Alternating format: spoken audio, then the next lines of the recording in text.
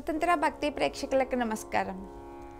నారాయణం నమస్కృత్యం నరం చైవ నరోత్తమం దేవి సరస్వతిం వ్యాసం తతో జయముదీరయేత్. నేనేం తప్పు చేశానని నాకు ఇంత పెద్ద శిక్ష విధించావు అంటే, నీవు చిన్నపిల్లాడిగా ఉన్నప్పుడు పక్షుల్ని, తుమ్మెదల్ని, వాటన్నిటిని పట్టుకుని, వాటి రెక్కల్ని పట్టుకుని వాటిని తుంచేయటము, వాటిని బంధించటము, ఇలా రకరకాలుగా వాటిని హింసిస్తూ ఉండేవాడి. దానికి తగిన శిక్ష ఇది అంటాడు. యమధర్మరాజా, నువ్వు మర్చిపోయినట్లున్నావు. ఎప్పుడు ఏ వయసులో నుంచి శిక్ష అనుభవించాలనేటువంటి విషయం నువ్వు మర్చిపోయినట్టున్నావు. 14 సంవత్సరాల లోపు తప్పు చేస్తే దానికి శిక్ష ఉండదు కదా, అది తప్పు కూడా కాదు కదా, దానికి శిక్ష ఉండదు కదా. ఆ విషయాన్ని మర్చిపోయి నేను ఎప్పుడో చిన్నతనంలో చేసినటువంటి దానికి నాకు నువ్వు ఇప్పుడు ఇంత కఠిన శిక్ష వేశావు. నీవు ధర్మాన్ని తప్పావు, నీవు ఒక దాసీ గర్భంలో జన్మించువు కాక అని శాపం ఇస్తాడు. ఆ శాప ఫలితంగా యమధర్మరాజు ఇలా వ్యాసుడి ద్వారా ఆ దాసీ గర్భంలో ప్రవేశించి ఆయన బయటికి వస్తాడు. ఇదమ్మా, నీకు దాసీ గర్భంలో పుట్టేటువంటి వాడు సాక్షాత్ ధర్మదేవత అయినటువంటి యమధర్మరాజే వస్తాడు. ఈ రాజ్యము ధర్మబద్ధంగా ఉండడానికి తన సాయశక్తులా ప్రయత్నం చేస్తాడు. ఆ అన్నలిద్దరికీ పాలనలో సహాయం చేస్తాడు, వాళ్ళని ధర్మబద్ధంగా నడిపిస్తాడు అని వ్యాసుడు అంత సత్యవతికి చెప్తాడు. ఇక వారి ముగ్గురికి నామకరణం చేస్తారు.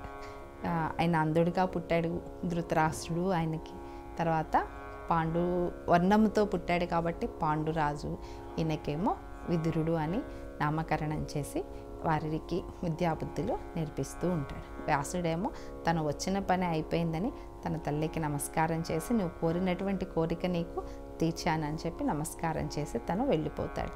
చూడండి, ఇక్కడ మనం ఇవాళ చెప్పుకున్నటువంటి దాని మొత్తంలో చిత్రాంగదుడు విచిత్ర వీరుడి విషయానికి వచ్చేటప్పటికీ సత్యవతి తండ్రి కోరినటువంటి కోరిక అలవికాని కోరిక, కోరకూడనటువంటి కోరిక కోరాడు. ఇప్పుడు ఆమెకి సత్యవతి ఎటువంటి అనుభవమూ లేదు. ఆమె పుట్టడం క్షత్రియ బీజంతోనే పుట్టి ఉండొచ్చు, కానీ తను పెరిగిందంతా మత్స్య దాసరాజు ఆ మత్స్య పరివారాల మధ్యలో పెరిగింది. ఇక్కడికి వచ్చిన తర్వాత రాజధర్మాలు అవన్నీ ఎంత నేర్చుకున్నా సహజంగా అయితే ఆమెకి లేవు కదా.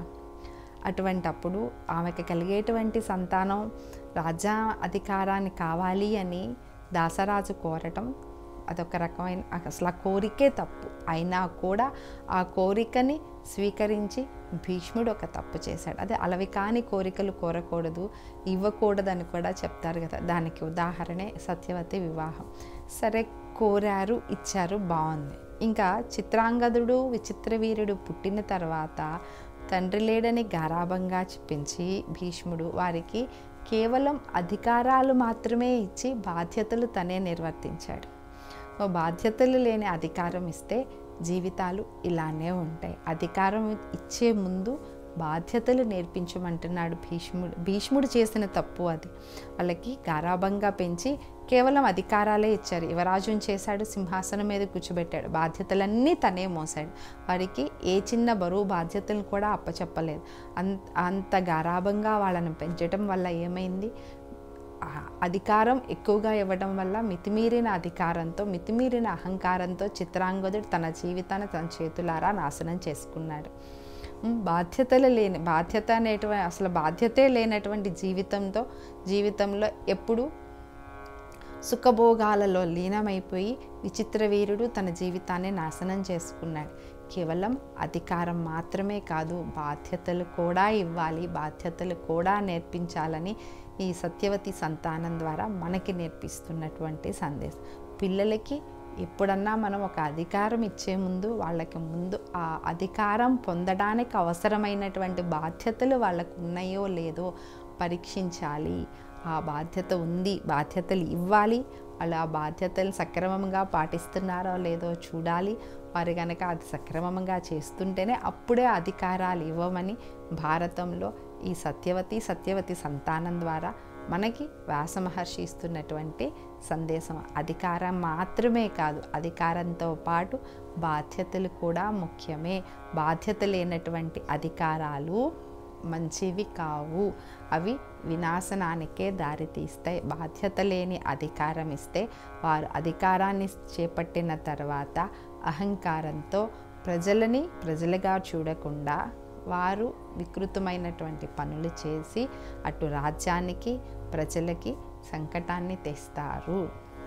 అందుకని అది ఒక పరిపాలనకి సంబంధించే కాదు, ఏ వృత్తి ఉద్యోగాలకు సంబంధించిందైనా కూడా బాధ్యతతో కూడినటువంటి అధికారం మాత్రమే ఇవ్వమని వ్యాస మహర్షి మనకి చెప్తున్నటువంటి సందేశం. ఇది ఈరోజు. ఇక తర్వాత రేపటి భాగంలో ధృతరాష్ట్ర పాండవుల వివాహం వారి జీవితంలోకి, భారతం పూర్తి కథలోకి వెళ్దాం. అప్పటి వరకు సెలవు. నమస్కారం.